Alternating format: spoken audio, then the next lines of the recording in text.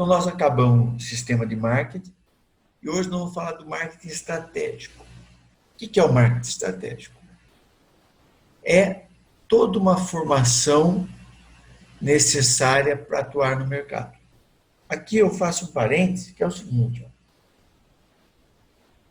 em determinado momento da minha vida, eu enxerguei que a gente deveria ter essa aula de marketing no colégio e não na faculdade. Por quê? Porque vocês vão ver que uma empresa, para oferecer um produto para o mercado, ela precisou conhecer as necessidades do mercado para escolher que produto ela vai oferecer. E, com raras exceções, vocês terminaram o colégio sem nenhuma ajuda ou preparação para enxergar que a escolha da profissão não era simplesmente uma coisa romântica para satisfazer o seu desejo, tal. Era uma escolha que ia afetar o resto da sua vida, porque ali você ia ganhar o seu dinheiro, ali você ia sustentar a sua família, e assim por diante. Que é um investimento que você faz para ter um produto que o mercado quer comprar. E quando é que foi que aconteceu isso? Um dia eu tinha uma intercambista alemã na minha casa, e quando ela estava para voltar para a Alemanha, eu perguntei o que ela ia fazer depois que voltasse. Ela falou: vou terminar o colégio. Porque diferente daqui no Brasil, ela falou, lá nós terminamos o colégio com 19 ou 20 anos. Porque são 5 anos de colégio.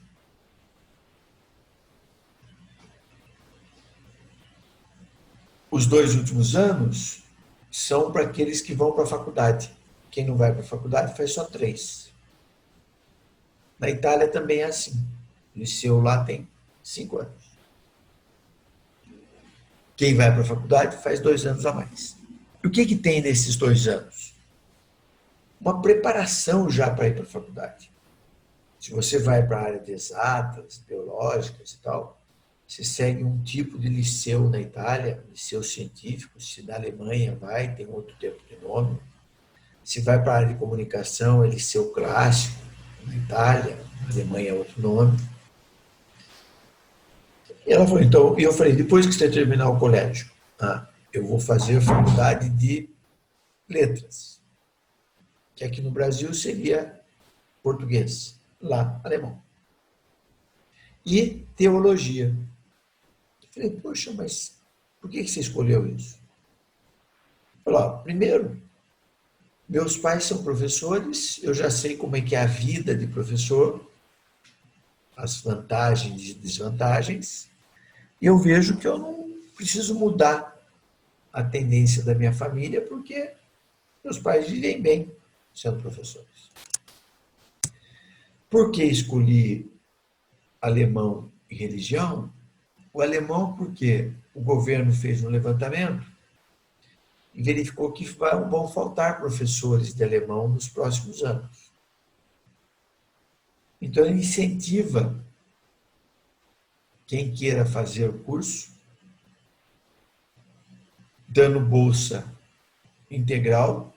Naquela época, as universidades da Alemanha eram pagas, só dava bolsa para aqueles cursos que o governo tinha interesse. E ainda dão uma ajuda de custo para eu morar sozinha, para eu ir estudar em outra cidade e morar sozinha.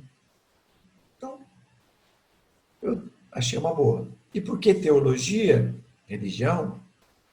Porque eu faço parte de uma igreja que tem missões e eu me preparando para participar das missões, eu vou poder viajar para várias partes do mundo fazendo missão da igreja. Puxa. E esse preparo ela teve no colégio, para enxergar essas características. Então, eu dando aula de marketing, eu olhei e falei, poxa vida, vocês já estão no segundo semestre, final do primeiro ano. Já estão fazendo nutrição. Já escolheram. E aí, deveria ter tido uma orientação, não aquela coisa de orientação vocacional, que faz uns testes lá, se você é bom de português, diz que você tem que fazer comunicação, se você sabe fazer conta, diz que você tem que ser engenheiro. Aquilo lá é melhor do que nada, mas não resolve. Vocês tinham que ser preparados para enxergar o seguinte, ó. O que eu espero da minha vida daqui 5 anos, daqui 10 anos? Que profissão que vai me permitir ter essa característica? E dentre aquelas profissões, qual que eu gosto mais? E não ser uma coisa romântica, acordei com vontade de fazer publicidade. Mas você pesquisou o que é ser publicitário? Qual a dificuldade? Quanto ganha? O que você tem que ter diferencial e tal? Você pensou nisso quando escolheu nutrição? O marketing fez isso. Então, seria muito útil se o que a gente está conversando agora em marketing, vocês tivessem aprendido lá no colégio. Essa é a minha opinião. Inclusive para mim. Quando eu fui fazer engenharia, fui por essa característica. Eu era bom de matemática, vai fazer engenharia. Na verdade, eu virei um gestor, ligado mais à administração, que é da área de humanas. Então, mas na época, a engenharia era meu foco por causa de eu ser bom em matemática, na área exatas. O que é, então, esse marketing estratégico? O marketing começa muito antes da fabricação de um produto ou da estruturação de um serviço e continua muito depois da venda estar encerrada. Por quê? Porque se a gente lembrar daquela visão geral do marketing, eu começo pesquisando o que o mercado necessita, o que o concorrente faz, para orientar o meu desenvolvimento de produto ou serviço, adequado ao que o mercado quer. E depois que eu entreguei o produto para o cliente, eu tenho que me preocupar com a satisfação dele. Então, por exemplo, eu uma vez fui chamado para dar consultoria para um dentista. Ele tinha acabado de separar e ele e a mulher, também dentista, tinha uma clínica popular. E ele separou e deixou a clínica para a esposa. E montou um consultório para ele. E ele foi abordado lá por uma empresa de publicidade que falou para ele que ele tinha que mudar o perfil dos clientes dele de C para classe A. E tinha que fazer uma campanha publicitária para isso, para mudar o posicionamento dele no mercado. Ele chegou até a gastar um pouco do dinheiro que o cara queria gastar, que era 50 mil, ele chegou a gastar uns 20.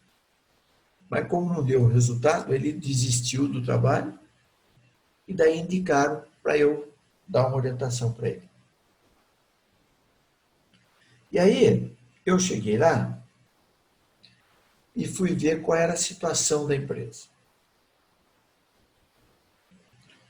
Verifiquei que ele faturava 8, 10 mil reais por mês e gastava 12, 14 mil. Então dava prejuízo todo mês, estava se endividando. E aí ele falou, o que você recomenda? Porque publicidade e tal gasta muito e tal. Eu falei, ó, deixa eu ver seus dados. Na hora que eu vi, eu falei para ele, ó, A sua riqueza está aqui dentro desse arquivo. Ó. Quantas fichas tem aqui dentro? Ah, tem umas 2.000, 3.000. Quantos anos de atendimento? Ah, tantos anos. Então, minha pergunta para o senhor é o seguinte, ó. Os clientes que você atendeu mês passado, faz um mês que terminou o tratamento, o que você fez com eles nesse último mês? Não fiz nada. Tá. E o que terminou 2 meses atrás? Nada.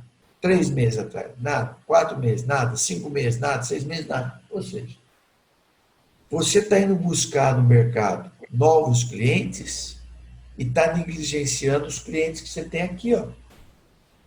Por quê? A boa prática diz que com 4, 5, 6 meses, cada 4, 5, 6 meses, é bom ir ao dentista para verificar como é que está a situação. Por quê? Se estiver começando uma carizinha, é muito mais fácil tratar do que deixar virar um monstro. Se estiver acumulando tártaro, sei lá, fazer limpeza, porque senão pode virar uma doença periodontal e cair o dente até. Só que, se ninguém estimular, a pessoa vai voltar no dentista quando tiver com dor de dente. Ela não vai se preocupar e nem vai perceber que já está com uma carizinha, que está com algum problema. Daqui 1 ou 2 anos, quando ela sentir dor, vai dormir, não consegue dormir de dor, ela procura o dentista. Então, se você, todo mundo que o mês passado terminou o tratamento com você, que há 2 meses terminou, 3 meses, você pega a sua secretária e fala, ó, você vai ligar para tantas pessoas por dia. Em meu nome, dizendo, ó, faz 1 mês que você terminou o seu tratamento, está tudo bem. Não sentiu nada, está tudo perfeito e tal. Ah, tá jóia. 2 meses também, 3 meses também. Você vai ligar. Nossa, você terminou o seu tratamento há 2 meses, eu queria saber como está. 3 meses, como é que está? Porque vai virar uma rotina. Você manter contato com seus clientes 1 mês depois, 2 ou 3 meses depois, 4 ou 5 meses depois, 6 meses com certeza. Por quê? Cliente que faz 1, 2, 3 meses que você atendeu, você vai ligar para saber como é que ele está, só para demonstrar interesse. Se ele saiu satisfeito, ele já falou para outras pessoas de você. Quando você ligar para perguntar, ele vai ficar mais satisfeito ainda e vai falar para outras pessoas.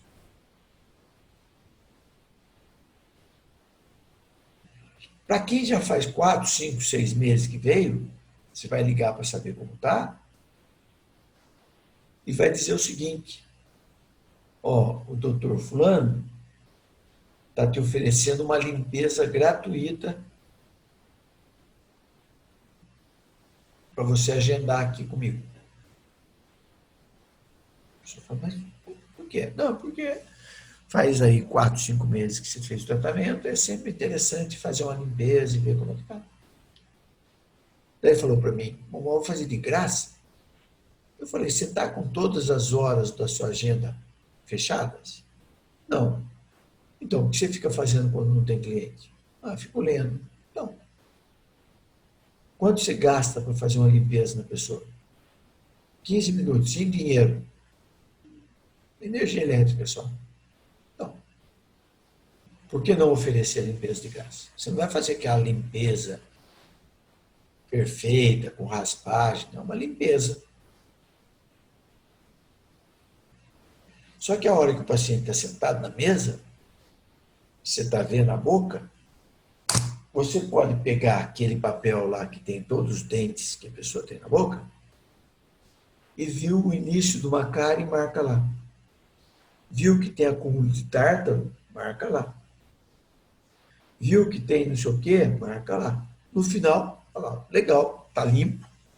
E aí eu vi alguns probleminhas que são pequenos ainda. Nada urgente. Mas, a hora que você tiver uma disponibilidade e tal, cuida disso para não virar uma coisa maior. Mesmo falando que não tem urgência, só de levantar o problema, a pessoa já sai com aquela pulga atrás da orelha. E na primeira oportunidade ela volta para fazer.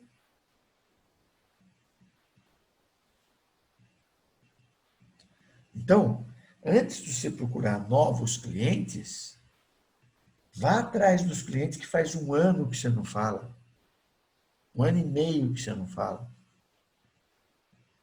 Começa com os mais próximos, que esses você não vai sair da regra. Depois que você ligou para todos esses dos últimos 6 meses que passaram por aqui, estende. Vai ligar para os que estão há 7 meses, 8 meses, 10 meses, tal, e vai indo. Você vai descobrir que tem gente que já está tratando com outro já. Porque você não deu atenção, sentiu dor, correu atrás, achou alguém, gostou e não voltou mais para você. Em resumo, 3 meses depois, esse cara já estava faturando 20, 30 mil reais. 6 meses depois, 50 mil. 1 ano depois, estava faturando 70 mil. E os gastos continuavam em 15, 16 mil. Um lucro mensal de mais de 50 mil reais. Eu falei, agora sim, agora é o seguinte, você vai pegar 10 ou 20% desse lucro seu e vai pôr num fundo de marketing. Todo mês, 5 ou 10 mil reais vai pôr lá. Depois de 1 ano, você tem 60 a 120 mil lá. Mas é que você não vai ter, você vai usar. Aí você tem quantos clientes você tem atendido, qual o ticket médio, quanto cada um em média está pagando. Aí você vê perfil classe social, estou atendendo 20% da classe A, 40% da classe B e 40% da classe C, D, E. Os ticket médio mais altos são os 20% da classe A ali. Então, se você quiser trabalhar menos e ganhar mais, busque mais clientes da classe A. Então, você pega aquele fundo de marketing lá e agora sim, agora você vai fazer propaganda para atrair um perfil de público diferente. Mas agora você está pegando lucro para investir. Sua empresa está saudável. Aí ele começou a fazer alguma propaganda direcionada para o público que ele queria. E para manter o público que levantou o consultório dele, ele contratou lá um programa de rádio que, uma vez por semana, ele ia lá para responder dúvidas da população.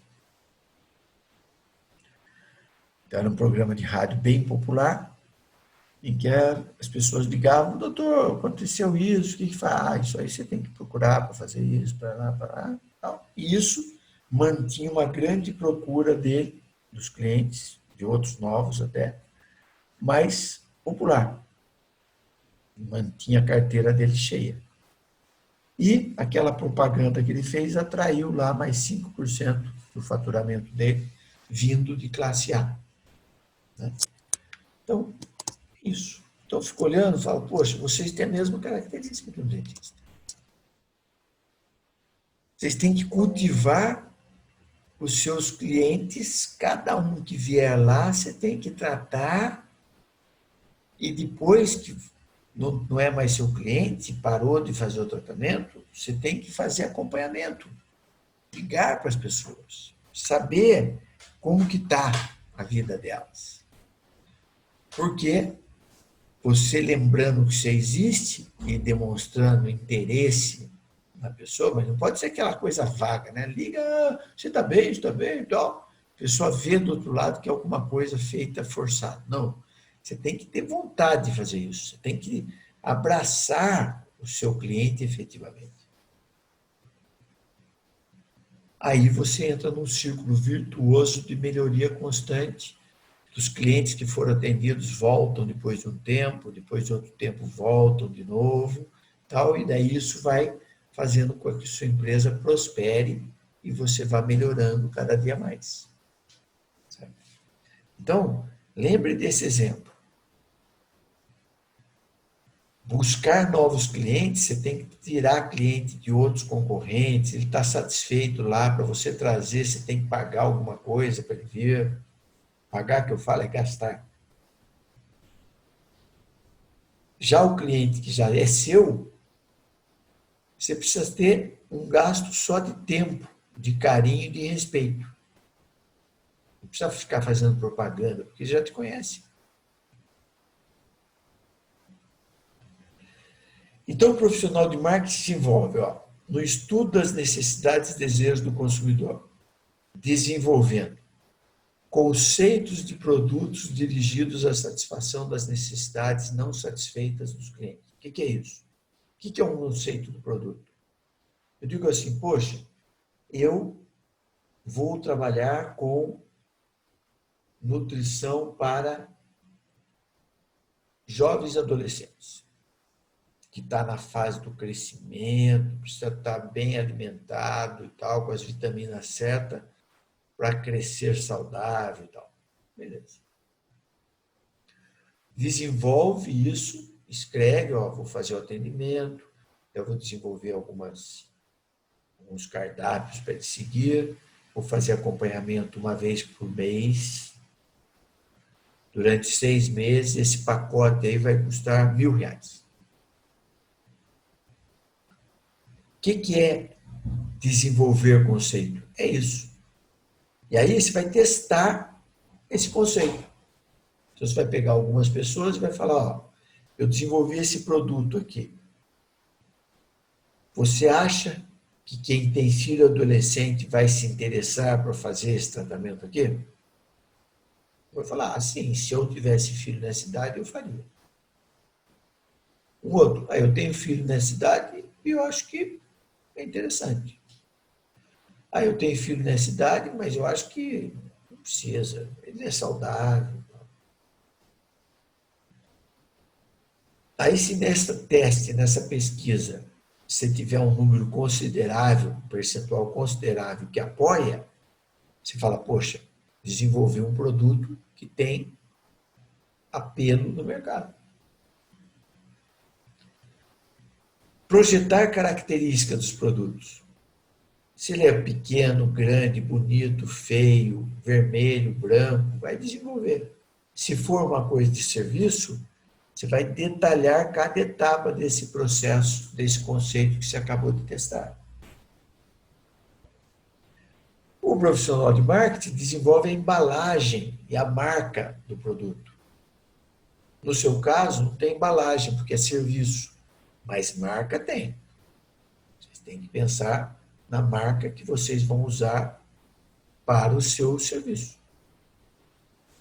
Você tem que definir preço, visando o retorno razoável sobre o investimento. Por exemplo, vocês estão estudando, 4 anos, vão gastar uns 50 mil, mais uns 20, 30 de custo de oportunidade. Se você não estivesse estudando, você podia estar fazendo outra coisa e ganhando dinheiro. Então, você tem um gasto aí de 70, 80 mil para se formar. Qual é o preço que você vai cobrar para ter um retorno sobre esse investimento? Então, o preço, seu faturamento mensal e tal, tem que ser pensando que a primeira coisa que você tem que fazer é ter o retorno sobre o investimento que foi feito. Que até que você completou 80 mil de lucro, você não ganhou nada ainda. Você só repôs 80 mil que seu pai tirou da poupança, tirou da renda familiar e tal, para pagar a sua faculdade. Ou que você tirou do seu orçamento, que você já trabalha, para pagar a faculdade. Então, a primeira meta que você tem que ter depois de formado é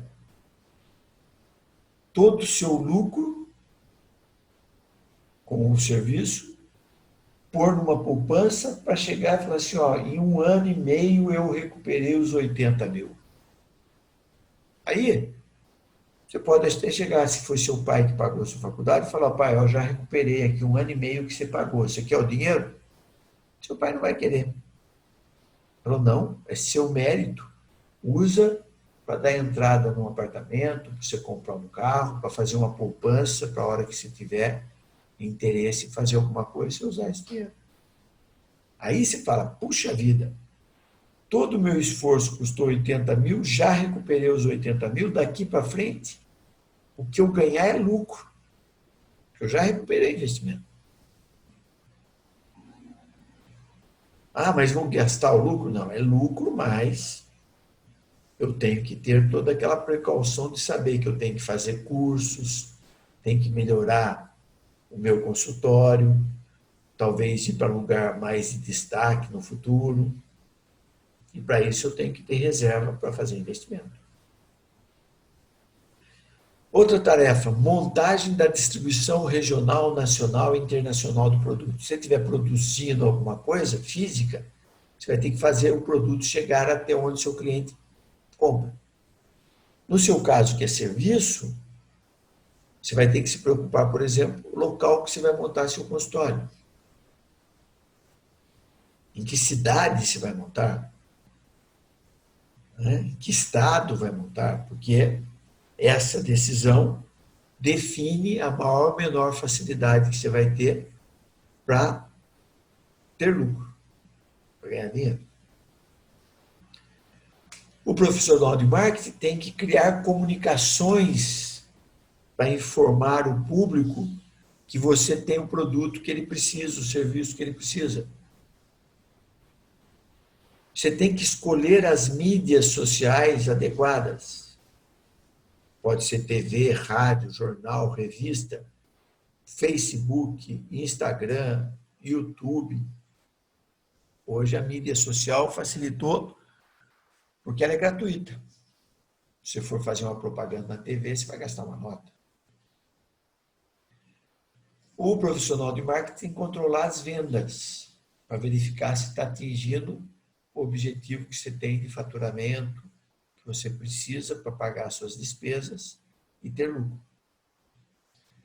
Verificando a satisfação do consumidor, de quem comprou o seu serviço. É sua obrigação. Revisando os planos de marketing e ajustando para atingir os resultados. Sabe, pô, mas isso é um profissional de marketing? Eu não sou, sou nutricionista.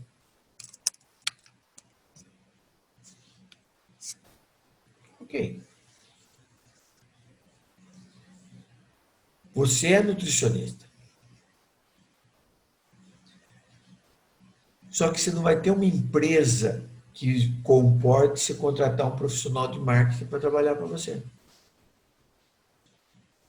Ah, então vou contratar uma assessoria de marketing para fazer essas coisas. Legal. Até para contratar assessoria de marketing, você tem que ter noção de quais são as tarefas necessárias, porque senão se compra gato por lebre.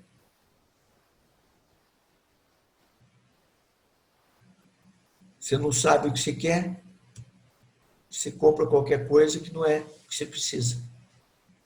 Então, se de alguma forma, como dono da sua empresa, dono da sua profissão, você vai ter que ter condições de entender em que momento cada uma dessas atividades tem que ser desenvolvidas.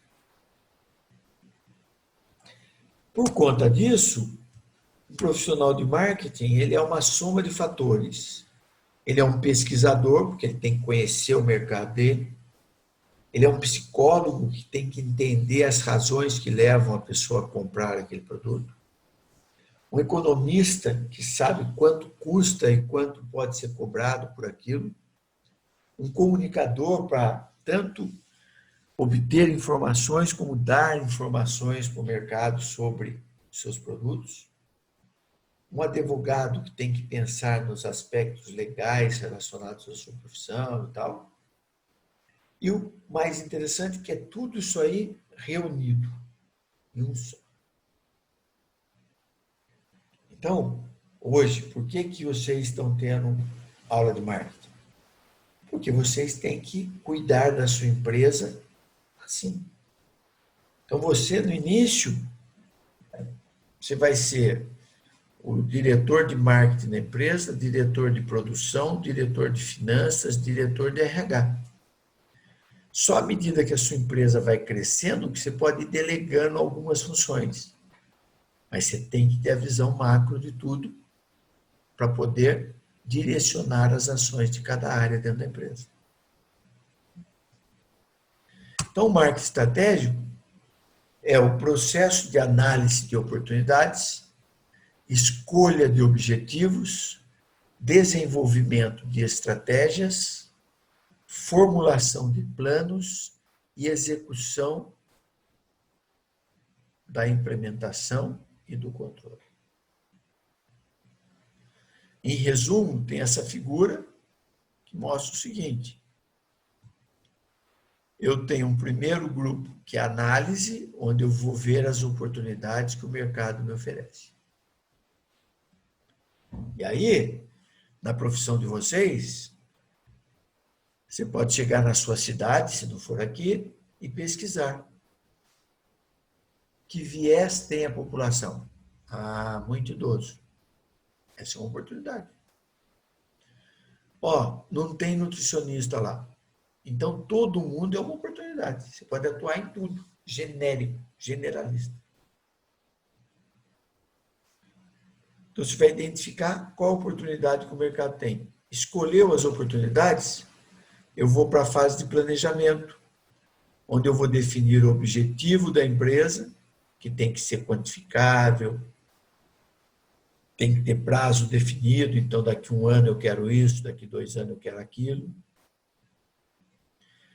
Em cima dos objetivos, eu vou definir as estratégias de marketing, vou elaborar o plano de marketing, que é, vou fazer isso, vou fazer uma propaganda assim, vou ligar para os clientes depois que eu atendi, vou oferecer alguma vantagem para ele vir fazer alguma coisa comigo. Está escrito no plano. Você vai escrever pensando que é para executar, não é para pôr lá para dizer e depois não liga para o cliente nada, não faz nada. Não, aquilo lá tem que ser a sua Bíblia. Depois que planejou, você tem que ir para o controle. Então, o controle pressupõe que você implemente o plano de marketing e verifique o resultado. Então, você definiu que você vai ligar para o cliente, vai perguntar como ele está e tal. Quando o cliente estiver sendo tratado por você, você vai tratar com respeito, você vai definir todas as regrinhas ali. E aí você vai fazer o controle para verificar se os objetivos que foram definidos aqui atrás estão sendo cumpridos pelo processo. Qualquer distorção que encontrar, você tem que voltar e revisar o processo. Às vezes volta para o plano, às vezes tem que voltar na estratégia, às vezes tem que voltar nos objetivos, às vezes tem que voltar nas oportunidades de, o que parecia que era oportunidade não é, vamos mudar. Pô, mas eu perdi um puta tempo. Melhor mudar quando você vê que não vai dar certo, do que ficar insistindo e gastando mais dinheiro numa coisa que não tem futuro. Certo? Análise de oportunidades. As oportunidades de marketing, a oportunidade de marketing é uma área importante em que uma empresa desfruta de uma vantagem diferencial. O que é isso? Vantagem diferencial é alguma coisa que você faz melhor do que seus concorrentes, que torna você preferido de alguns públicos por ter aquele diferencial. E uma característica importante para quem vai atuar no mercado é a ambição de cada um de nós. Porque a ambição é que vai levar você a acordar de manhã com pique para ir atrás dos seus objetivos. E nós, aqui no Brasil, sofremos muito com a nossa criação, inclusive a nossa origem religiosa, né? O Brasil ainda tem 70% dos brasileiros que são de religião católica. E a religião católica nos diferencia aqui do hemisfério sul dos países do hemisfério norte. Porque lá eles questionaram muito a igreja e surgiu o protestante, os calvinistas e tal, em que tem uma visão totalmente diferente da nossa. A nossa é aquela em que não reclame pelo seu destino. Se você é pobre, mora na pobreza, aceite que é o seu karma. Se você levar um tapa, dê a outra face. Olhe sempre para quem está pior do que você antes de reclamar ou desejar mais coisas. Então, muita gente está ganhando R$ 1.000 por mês, olha e fala, puxa vida, minha família lá está cheia de gente desempregada, olha, tal. Eu estou bem pra caramba. Não vou ser egoísta em querer mais para mim. Eu já sou melhor do que as pessoas, eu tenho que agradecer. Tal. E aí tem uma cultura da punição, né? Se você ganha um pouco mais, você tem que esconder que você ganha, porque senão você vai para o inferno. Então as pessoas falam, eu tenho um empreguinho, eu ganho um dinheirinho, com esse dinheirinho eu comprei uma casinha, depois eu comprei um carrinho, comprei um avião, comprei uma fazenda. Pô, mas... Então fala, tem dinheiro, comprei uma fazenda, venci com o trabalho e tal, e pronto. Não. Porque a gente vê isso aí como uma coisa que não é o que a religião prega. Já o pessoal do hemisfério norte acha o contrário. Se o cara é bem sucedido, é porque Deus quis assim. Então, quem é mal sucedido é porque está em débito com Deus. Ele tem que se redimir trabalhando mais, buscando coisas maiores e tal. Por isso que os Estados Unidos são muito mais ricos do que nós. Porque as pessoas veem como obrigação ganhar mais dinheiro, dar emprego para outras pessoas, ter uma vida boa e assim por diante.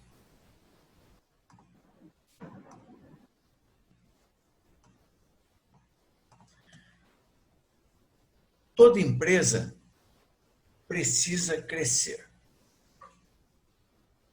A base do mercado é crescer. Então, se você se acomodar, eu já ganho mais do que os outros, não preciso trabalhar mais, você está decretando no médio e longo prazo dificuldades para a sua empresa, para você. Por quê? Porque o mercado cresce. Então, o Brasil, por exemplo, cresce aí 2% ao ano a população. Se for olhar a economia, com toda a crise, esse ano deve crescer uns 3, 4%. Então, se a sua empresa não crescer pelo menos os 2% da população, ou os 3, 4% por ano, que cresce a economia no país, tudo cresce. Então, vamos supor, eu tenho um bolo, divido o bolo em 4 e fiquei com 1/4 do bolo. Só que o bolo cresceu. E aquele pedaço que eu peguei não é mais 1/4 do bolo, é 1/5, é 1/6, é 1/7, é 1/8, é 1/9, 1/10. Porque a população cresce, o bolo cresce. O seu tamanho é o mesmo, vai diminuindo a sua participação. E pior do que isso, quando você não acompanha o crescimento, você deixa falha no mercado para os concorrentes entrarem. Quando você não atende toda a demanda, o cliente insatisfeito vai buscar outro fornecedor. e quando ele busca outro fornecedor, ele dá margem para a entrada de novas empresas no mercado. E essas novas empresas podem ter donos mais arrojados que você. Enquanto você está contente com o que você ganha, ele quer ganhar muito mais e ele vai atacar você. Então, nós temos que ter o pensamento que constantemente a gente tem que estar crescendo, melhorando, evoluindo. Então, aqui tem um quadro com 9 estratégias de crescimento que uma empresa pode adotar. Pode adotar 2, 3 dessas diferentes? Pode. Pode. Então, nós temos primeira coluna de crescimento intensivo. A segunda coluna de crescimento integrado. E a terceira coluna de crescimento diversificado. Vamos entender cada um deles aí. No crescimento intensivo, eu tenho 3 possibilidades.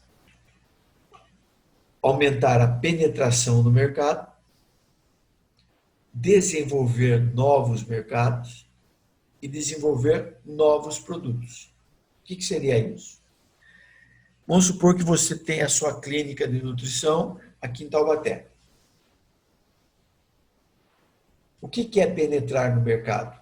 Aumentar a sua participação no mercado de Taubaté. Então, hoje você fatura 10 mil por mês, você quer dobrar isso. Você vai fazer propaganda, vai fazer o diabo para trazer mais gente para se atender. Quando você faz isso, você vai atacar clientes de outros nutricionistas. Vai pegar clientes que nunca fizeram tratamento e vai vir fazer com você porque você fez alguma coisa para ele. Você deu um desconto para ele, você foi até a casa dele, entre aspas, né? Foi até ele e mostrou a importância de cuidar da nutrição. Então, penetrar no mercado é dentro do mercado que você já atua aqui em Taubaté, aumentar a sua participação no mercado. A outra possibilidade é desenvolver mercado. Então, você está aqui em Taubaté, você não quer brigar com seus concorrentes aqui. Então, você fala assim, vou montar uma clínica em Tremembé. Ou em Pinda, ou em Campos Jordão, ou em Caçapava, ou em São José. Então, você vai oferecer o mesmo produto que se oferece aqui, por exemplo, nutrição genérica para qualquer tipo de pessoa, e vai levar esse mesmo modelo para outra cidade.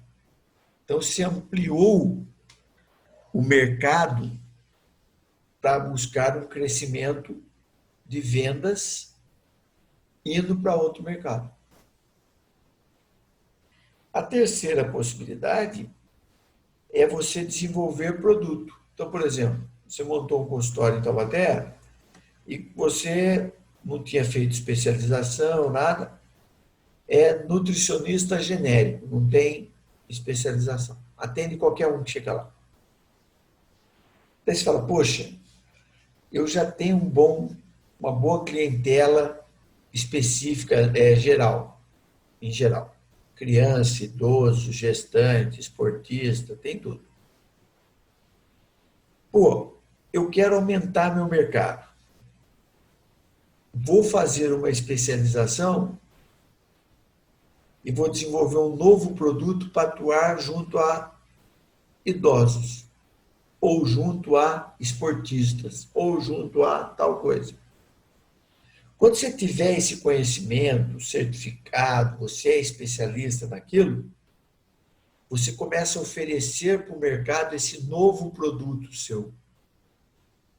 Então, você tem aquele mercado já que conhece fazendo nutrição geral. Mas agora você vai atacar um grupo específico falando, sou especialista em nutrição para idoso, para adolescente, para gestante, sei lá o quê. Então, olha, as 3 possibilidades de crescimento intensivo. Aumentar a sua participação com o produto que você tem no mercado que você tem. A outra possibilidade é, com o produto que você tem, ir para outros mercados. E a outra possibilidade é, no mercado que você tem, desenvolver novos produtos. Ok? Isso é crescimento intensivo. Crescimento integrado. Eu posso integrar para trás, integrar para frente, ou fazer integração horizontal. Indo de trás para frente, a horizontal é fácil de entender. É assim, ó. Eu tenho uma clínica de nutrição e uma outra colega ou colega tem outra clínica. Um dia a gente se encontra, vai tomar um café e tal, um fala como é que está a clínica, o outro também. Aí um propõe, vamos fazer uma fusão? Porque hoje eu tenho um problema, minha clínica está indo bem, só que toda vez que eu quero viajar, tirar férias, eu não tenho quem deixar para cuidar. E provavelmente você tem o mesmo problema. Se nós formos sócios, a gente pode revezar as férias, a gente pode ter folgas, porque um cobre o outro. Né? Tem vantagem. Daí o outro vira e fala, ó, para falar a verdade, eu estou querendo vender minha clínica, porque eu vou montar uma clínica lá no Mato Grosso. Eu tenho parente lá, disseram que não tem nutricionista e tal, falaram para mim que eu ficaria melhor lá. Então, já que você está pensando em fusão, vamos fazer diferente, eu vendo minha empresa para você. Você fala, poxa, mas não tem dinheiro, quanto é que você quer? Quanto é que você fatura? Quanto você tem de lucro? A pessoa fala, eu vendo, portanto. Eles falam, portanto, eu compro. Isso é integração horizontal. Quando você compra seu concorrente, ou quando você funde com ele, junto, para formar uma empresa só. Já a integração para trás e para frente tem a ver com a cadeia de suprimentos. O que é isso? Vamos pensar que você tem uma clínica de nutrição. E você tem pessoas que te fornecem matéria-prima. Vamos pensar numa matéria-prima. O esportista que vem atrás de você para fazer tratamento, para melhorar desempenho no esporte. Quem mandou o esportista para você? Uma academia, uma equipe de futebol, vôlei, basquete. E aí você olha e fala assim, poxa vida, a academia cobra lá 100, 150 reais por mês, e aí o cara vai lá para melhorar musculação, melhorar desempenho e tal, e aí ele vem aqui fazer um tratamento comigo, faz 2 sessões, eu cobro 100, 150 reais, e ele fica pagando o tempo inteiro na academia. Vou fazer o seguinte, vou montar uma academia. Eu vou criar os esportistas que eu depois vou fazer o tratamento nutricional para ele. Então eu vou em direção, quando é integração para trás, eu vou em direção ao meu fornecedor. Fica mais claro? Um outro exemplo.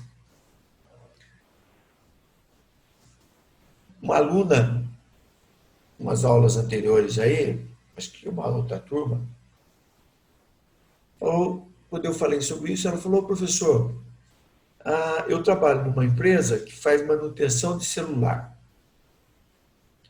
E a dona ia uma vez por semana, às vezes até duas, para São Paulo para comprar peças, componentes. E ela descobriu que todas as outras empresas que fazem manutenção do celular têm que ir para São Paulo comprar peça. Então ela desenvolveu um fornecedor lá em São Paulo e resolveu abrir um distribuidor de peças para fazer manutenção em celular.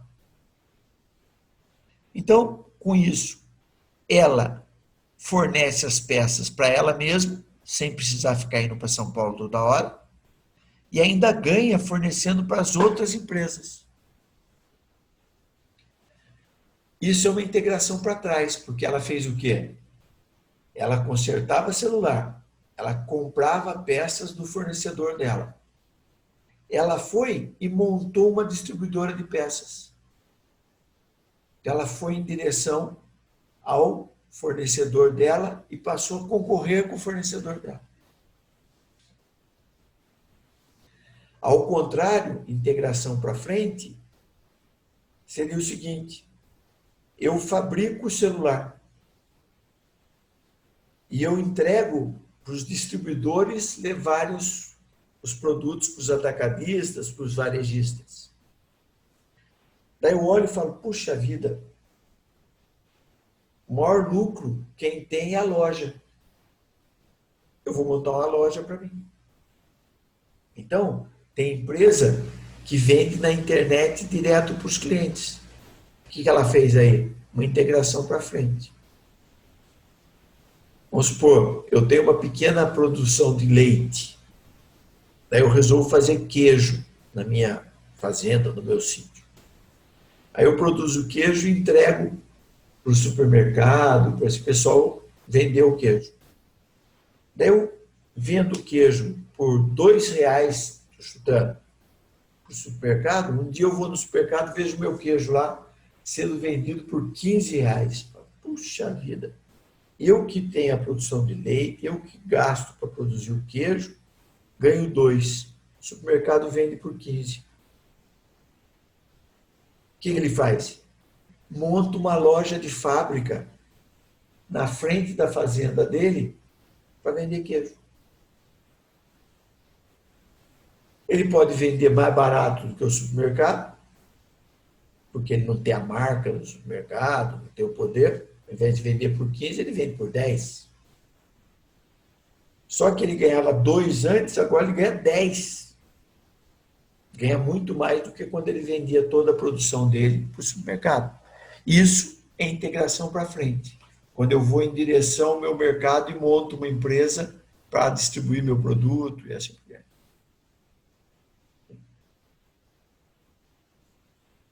Terceira classificação é crescimento diversificado. Então, o que é uma diversificação concêntrica? É quando eu monto uma empresa nova, que não tem nada a ver praticamente com a empresa que eu tenho. Vamos supor, uma aluna hoje de manhã, do curso de nutrição mesmo, deu um exemplo. A família dela tem depósito de materiais de construção. E aí, com o tempo, eles viram o seguinte, que uma área boa para eles investirem era na construção de casas, apartamentos e tal. E aí eles montaram uma empresa de construção. Fala, poxa, mas isso pode ser uma integração para frente, porque eu vendia material para as construtoras, agora eu montei uma construtora.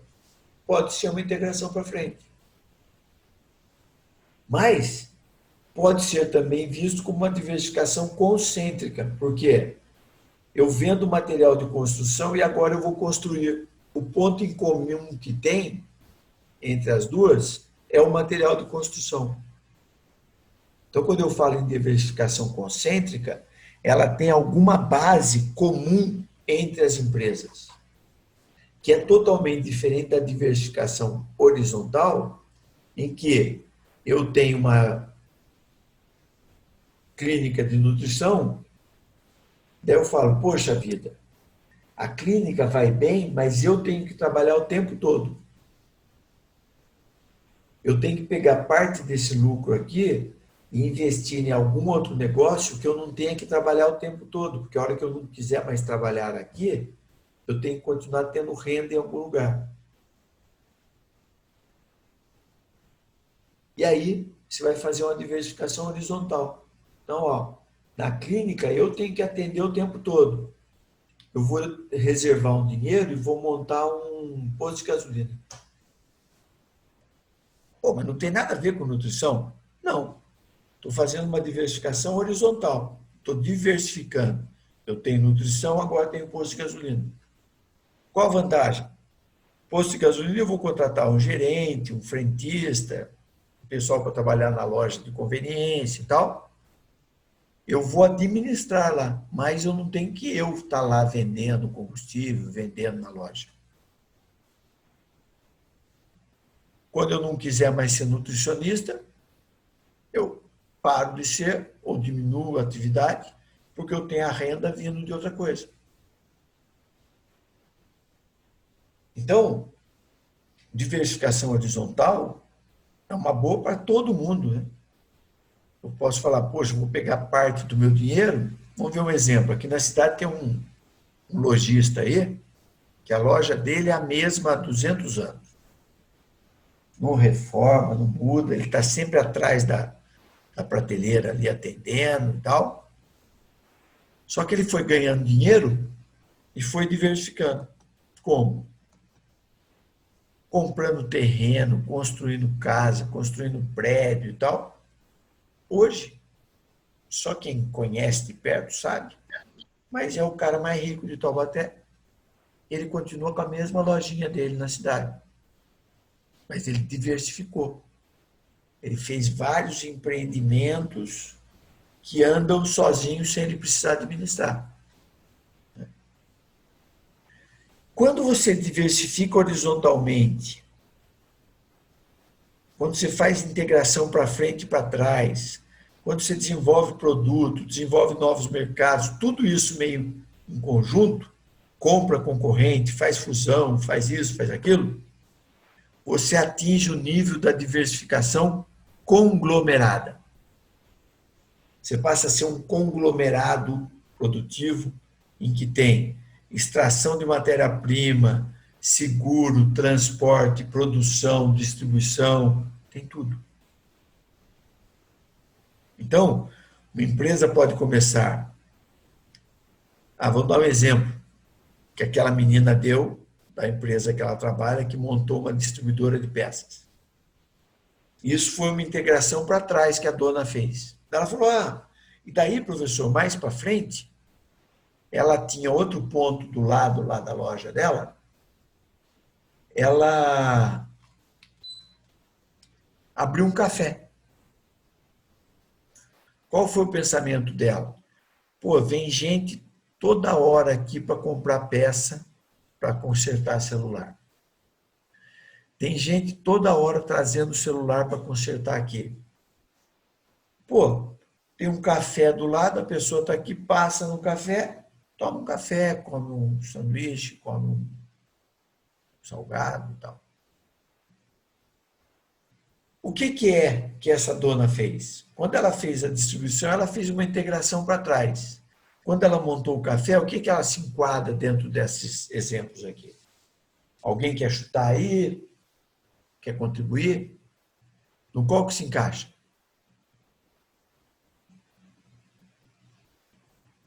Hein?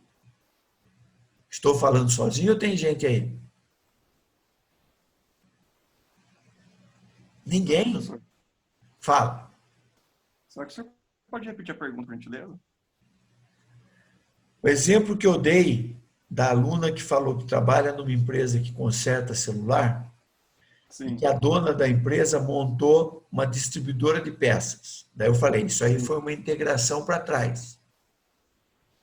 Aí ela falou, a dona mais para frente verificou que ela tinha um ponto ainda do lado ali da loja dela e ela resolveu e montou um café.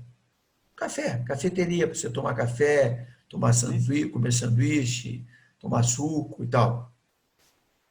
No qual item desses 9 aí se enquadra para essa empresa que tem uma manutenção de celular e montou um café? Qual que você acha que se enquadra? Professor, agora, dessas 9 que o senhor acabou de citar, Eu acho que ela visa mais tentar expandir o seu negócio, né? Diversificar mais o seu negócio, tentando abranger mais um público diferente, né? Além dela ter um Então, café, beleza, você já falou a palavra-chave, ela diversificou, mas ela sim. fez uma diversificação conglomerada, concêntrica ou horizontal? Bom, ela não se afiliou a ninguém, né? Daí foi nesse exemplo aqui, foi no. Até comentaram aqui no chat, eu vou pegar a colinha. Eu acho que foi essa diversificação concêntrica. Então, não é concêntrica, né? Porque o que, que tem de comum entre uma loja que faz conserto de celular e uma loja que vende café? Além da dona, nada, né? Nada. Ela fez uma diversificação horizontal, conforme a Giovanna e a Bianca falaram aí no chat, Sim. né? Ela diversificou em outro ramo horizontal, certo? Horizontal. Então, Horizontal é quando a pessoa tem mais de dois negócios que não tem nada a ver um com o outro. não, quando você tem um negócio que você quer crescer e monta um outro negócio que não tem nada diretamente a ver com o primeiro. Hum, A concêntrica tem, né? Então, por exemplo, eu sou fabricante de calçado, de couro. sim. Aí eu monto uma outra fábrica que faz O tecido do sapato. bolsa e carteira de couro. Ah, sim, sim. A sinergia é que as máquinas são praticamente as mesmas das duas empresas. Os funcionários podem trabalhar nas duas empresas. A única coisa diferente vai ser o produto final, né? O produto final, mas ela tem Ah, um tá. lado concêntrico aí que é a mesma base tecnológica, Sim, sim. certo? Certo? Então, esse quadro aqui é para mostrar para vocês, e esse exemplo cai legal, né, que a menina deu na empresa que ela trabalha, por quê? Você está lá, montei uma loja de celular, está dando resultado a loja. Eu já fiz propaganda, aumentei a penetração no mercado, eu já posso ter aberto até uma outra loja para aumentar o meu mercado, sei lá, que é crescimento intensivo. Aí, um dia eu estou lá e falo, puxa vida, eu, eu conserto o celular e gasto uma nota indo 2 vezes, 3 vezes por semana para São Paulo buscar peça. Eu já tenho volume aqui que justifica eu ter uma distribuidora. Aí eu vou e faço uma integração para trás. Monto uma loja de distribuição de peças. Forneço para mim mesmo e para outros que consertam o celular. Aí eu olho e falo assim, poxa, eu conserto o celular na rua A, 2 ruas depois tem uma outra empresa que conserta o celular. Eu vou lá conhecer o dono. Conheço. Você não quer vender a sua empresa? Está vendo. Quanto você quer? Tanto, compra. O que eu fiz? Integração horizontal. Comprei meu concorrente.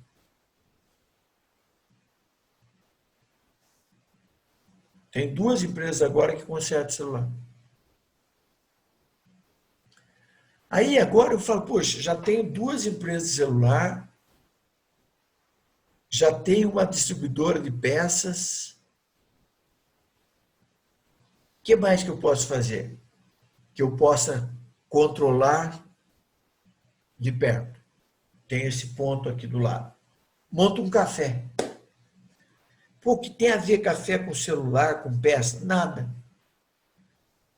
Diversificação horizontal. Então, as empresas vão transitando por essas estratégias aí, até que ela fica muito grande e vira um conglomerado. Por exemplo, o Grupo Silvio Santos virou um conglomerado. Ele tem fábrica de perfume, fábrica não sei do que, loja não sei do que, tem a televisão, tem banco, tem seguradora, tem isso. O banco parece que ele fechou agora. É um conglomerado. O Grupo Votorantim é um conglomerado brasileiro, porque ele tem várias empresas em ramos diferentes, algumas têm sinergia, outras não, tal. é um conglomerado. Tudo bem? Entenderam isso? E Professor, eu você? estou com uma dúvida. Pode perguntar. Então, a diversificação conglomerada é como se fossem várias diversificações horizontais, é isso? Vários de todo o resto. Ah, É. entendi. A empresa começou pequenininha e ela foi crescendo por penetração no mercado, desenvolveu um novo mercado, desenvolveu outros produtos, fez integração para trás, fez para frente, comprou o concorrente, fez diversificação concêntrica, fez horizontal e foi crescendo a empresa. Chega um determinado momento, você olha e fala, puxa vida, o que caracteriza essa empresa? A integração que ela fez para trás ou para frente, o desenvolvimento de produto? Não, ela fez tudo. Então se classifica como uma empresa que tem uma diversificação conglomerada. Tem de tudo um pouco. Entendeu? Entendi, professor. Obrigada. É o último estágio que a empresa pode atingir, é ser uma empresa que diversificou de forma conglomerada. Beleza? Tranquilo?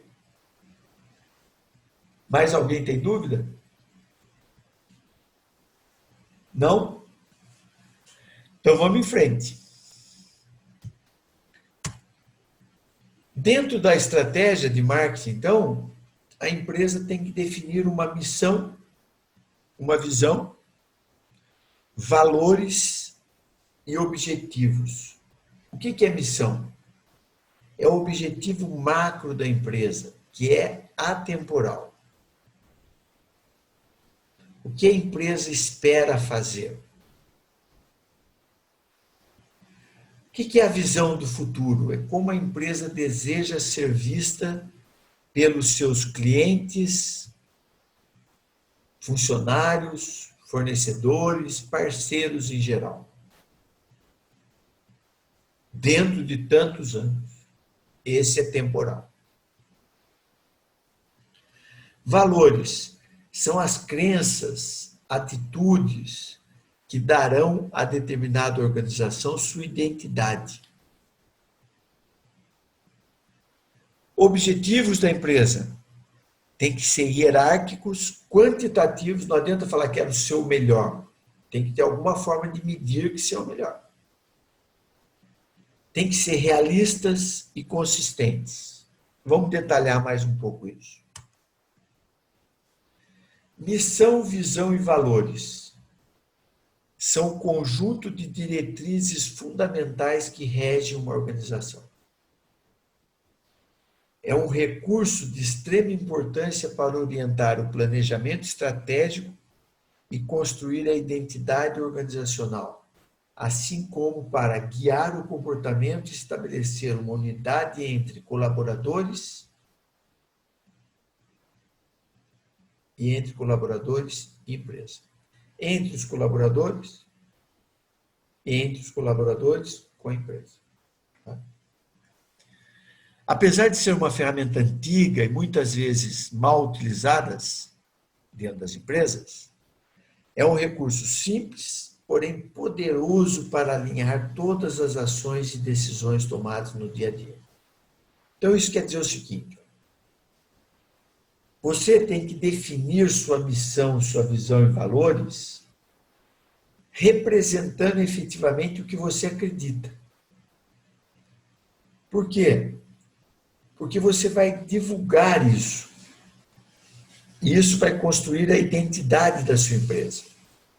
Só que, por exemplo, tem muita empresa que define missão, visão e valores, até porque, por exemplo, se você for implantar uma ISO 9000, que é implantar uma norma que garante qualidade de produtos, repetibilidade de qualidade, assim por diante, você precisa ter missão, visão e valores.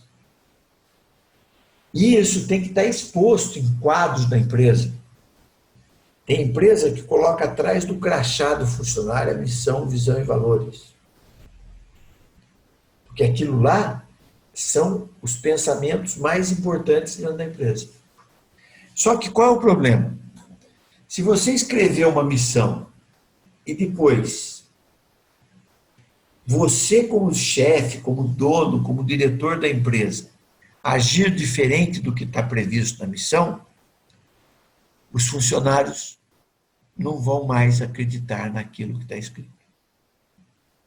E acontece muito em empresas que está escrito lá uma coisa bonita que a empresa quer fazer, só que o próprio dono, o próprio gerente não cumpre aquilo que está lá. Isso leva a descrédito dos funcionários. Essa missão, visão e valores é para gerar uma unidade na empresa, porque todo mundo pense daquele jeito. Vamos supor que você coloca na sua missão que o cliente tem que ser o objetivo principal da empresa, a satisfação do cliente, tal. Aí você está numa reunião lá, um funcionário entra, pede licença e fala, ô dona Maria, o seu João, sei lá, estou com um cliente tal na linha, ele está precisando falar urgente com o senhor. Ele fala, mas como é que você interrompe minha reunião? A pessoa já pensa, espera aí, mas na missão está dizendo que o cliente é mais importante que tudo. Então eu estou cumprindo a missão quando eu venho interromper a reunião dizer que o cliente está na linha. Já bagunçou a cabeça da pessoa.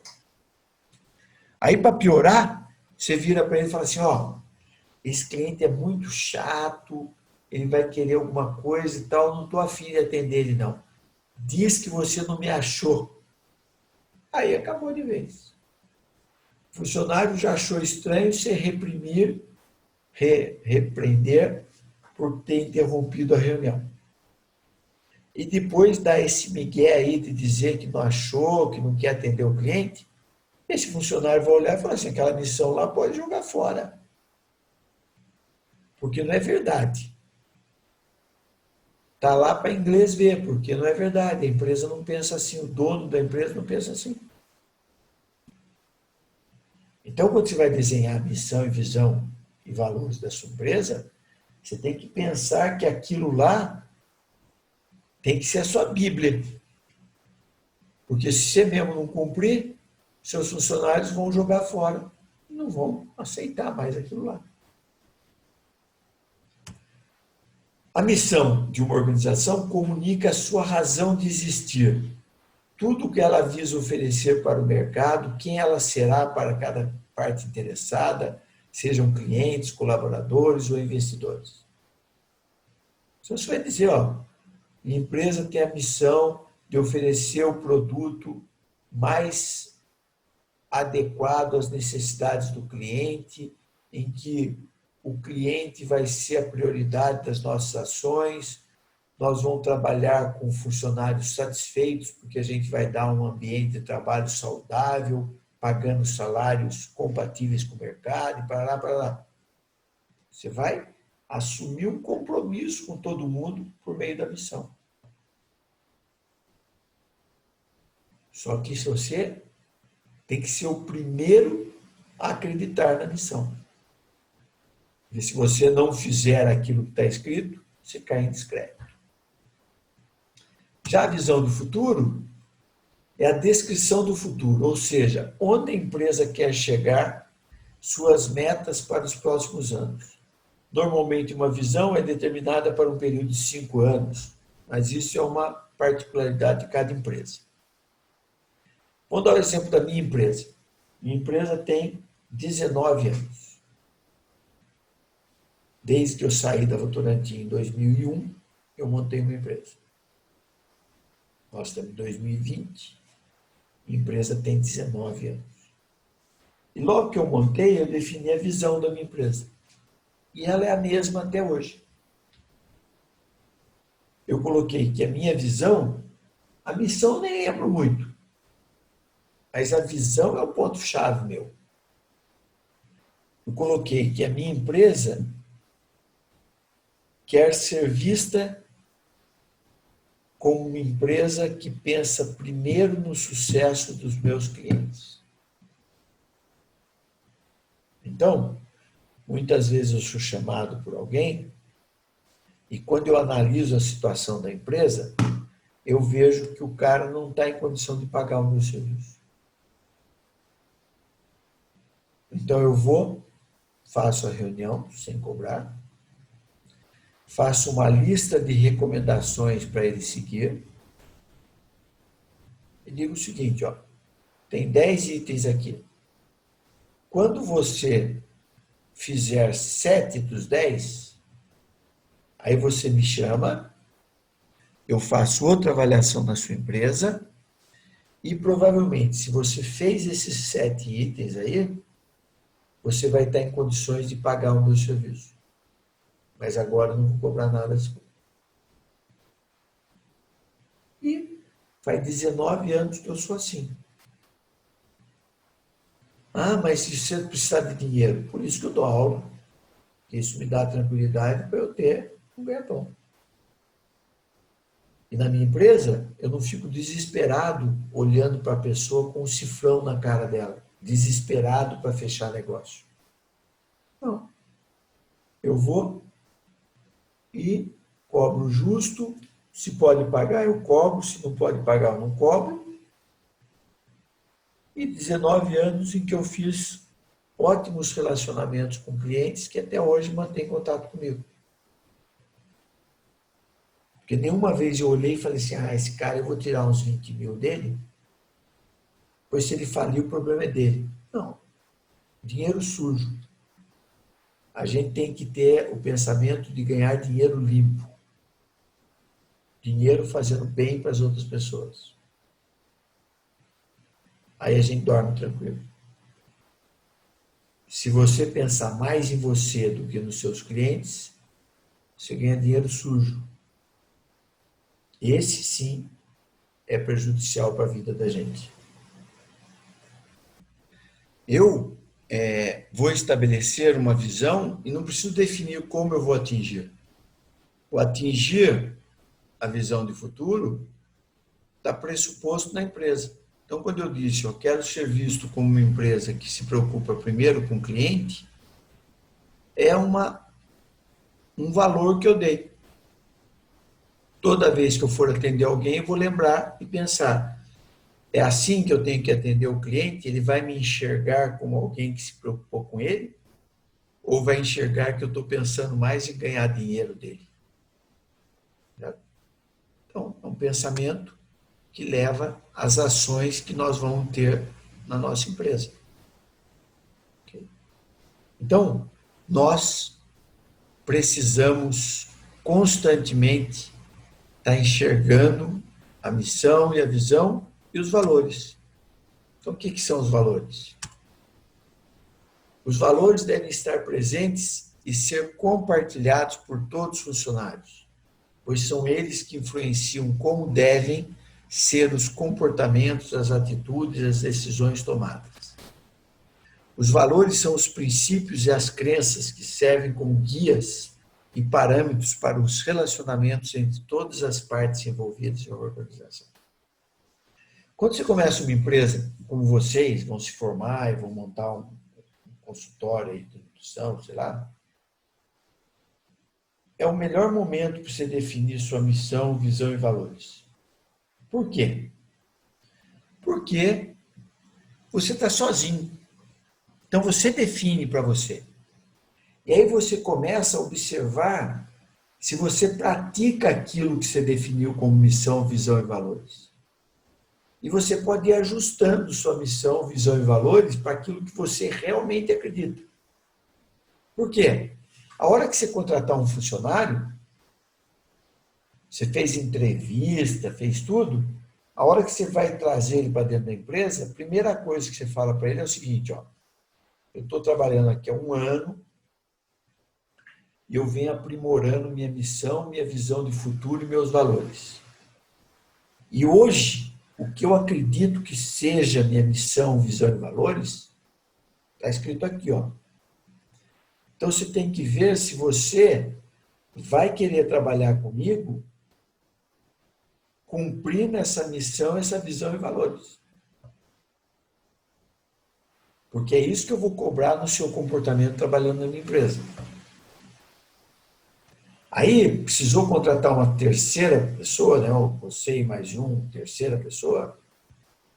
Você vai também falar da sua missão. E você vai começar a avaliar as pessoas se elas estão fazendo valer aquilo que você colocou como diretrizes principais da sua empresa. Eu pesquisei na internet, recomendo que vocês façam isso. Entrei lá. Exemplo de missão, visão de futuro e valores de uma empresa. E achei dessa empresa aqui, ó. Madis, uma empresa de automação comercial. Então, o que ele escreveu como missão? Prover os mais avançados e completas, as mais avançadas e completas soluções para o controle de ponto de funcionário, acesso a empresas e estacionamentos. Para isso, precisamos ser excelentes na qualidade e no atendimento aos clientes, exigentes no respeito à valorização dos nossos colaboradores, austeros nos gastos e intolerantes com desperdícios. Ele definiu a visão de futuro. Quer ser referência de empresa provedora de soluções completas para controles efetivos de frequência, acesso e estacionamento. Ter foco na racionalização de custos, motivar e desenvolver nossos funcionários. Aí tem um problema de qualidade da língua portuguesa, né? Porque ela quer ser referência, ter foco na racionalização, motivar e desenvolver nossos colaboradores. Esses nossos colaboradores, eu acho que teria que ser motivar e desenvolver os colaboradores, tá? Mas isso não é a minha área. Nossos valores: respeito, lealdade e qualidade, ética nas relações, responsabilidade nas ações, compromisso com o resultado. Um exemplo. Se vocês já forem pensando na sua missão, visão e valores, vai chegar um momento em que você vai acreditar no que você escreveu e vai praticar o que você escreveu e vai exigir das pessoas que trabalharem com você que pratiquem também. Eu estou dando pouca profundidade nesse tema porque acho que vocês vão ter aula de empreendedorismo e dependendo de quem der empreendedorismo, ele vai voltar a falar de missão, visão e valores. Então fica aí uma primeira fala sobre isso, mas vocês vão ter outras oportunidades para tratar desse assunto. Eu vou interromper a apresentação, que a gente vai entrar no novo tema, para comentários aí de vocês, né?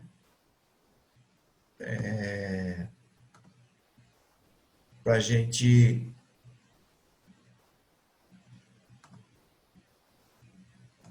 estar complementando a aula.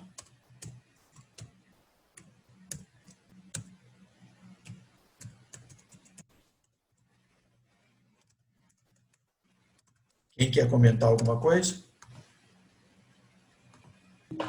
Professor, você falou sobre bastante coisa e várias coisas interessantes, mas acho que de tudo que mais me chamou a atenção na aula foi bem no comecinho, quando você falou principalmente sobre,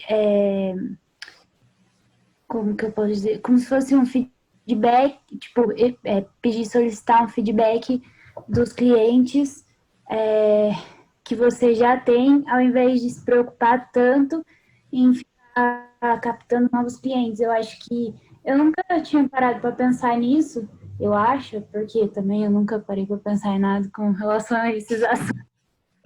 Mas, na verdade, assim, depois que você falou isso, eu comecei a pensar em algumas empresas que tiveram esse tipo de atitude comigo, inclusive a empresa de um amigo meu que eu gosto muito e tenho um carinho um carinho grande pela empresa, não digo, mas que é muito estranho falar isso dessa forma. Mas assim, eu gosto muito da empresa dele, né? E ele faz bastante disso, sabe? Ele usa muito essa estratégia. E é um diferencial, né, que as pessoas que têm a empresa têm. Então, eu gostei muito disso. É Então, isso. Amanda, não é o normal. Não é A normal o quê? maioria das empresas acaba valorizando, sem perceber, os piores clientes. Aquele cliente que todo mês, logo no começo do mês, coloca os pedidos, paga em dia, faz tudo certinho. Quando chega no final do mês, a empresa não atingiu meta de venda, os vendedores saem desesperados para vender. Aí tem aqueles compradores oportunistas que esperam essa situação para chegar para o vendedor e falar: eu compro. Mas qual o desconto que você dá? Eu quero para entregar para amanhã. Aí o vendedor vai, dá desconto e põe o produto dele para ser entregue antes daquele que pediu no começo do mês. Então, quando eu pego para fazer avaliação de relacionamento com cliente e empresas, uma das primeiras coisas que eu pego para ver é o seguinte: me dá a lista dos seus clientes e as vendas que foram feitas para eles nos 2 últimos anos. Daí eu vejo lá os clientes que compraram mais de 20 vezes no ano, quase todos os meses, nos 2 anos, quase todos os meses. Aí tem cliente que comprou mais de 24 vezes, compra todo mês e às vezes compra extra ainda. Aí vou dividindo, diminuindo. Até chegar em cliente que comprou 1, 2, 3 vezes no ano. Em 2 anos, quer dizer. Aí eu classifico, quem comprou mais de 12 vezes no ano, esse em 2 anos, 6 vezes no ano, esses são clientes. Que ele não está vindo especular com você. Praticamente todo mês ele está comprando o seu. Aquele que comprou 1, 2 vezes em 2 anos, ele está comprando de todo mundo e quando você oferece o preço mais baixo porque você está desesperado, ele compra seu. Daí eu faço um levantamento e mostro para a empresa o seguinte: olha só, esses clientes que compram sempre seu, colocam o pedido no prazo, ele está pagando mais caro, você não dá desconto para ele, e você não está atendendo ele no prazo, você está atrasando com ele. E vamos ver na outra ponta aqui. Esse cliente que é especulador, compra de vez em quando, está pagando o menor preço e você entrega no prazo para ele. Está invertido. Você tem que tratar esse pessoal oportunista como oportunista. Mas daí eu vou descartar, vou perder a venda? Não. Você vai chegar para aquele cliente bom seu e vai falar para ele assim: eu te dou tanto de desconto para você comprar mais 10% acima do que você já comprou. Cara, poxa.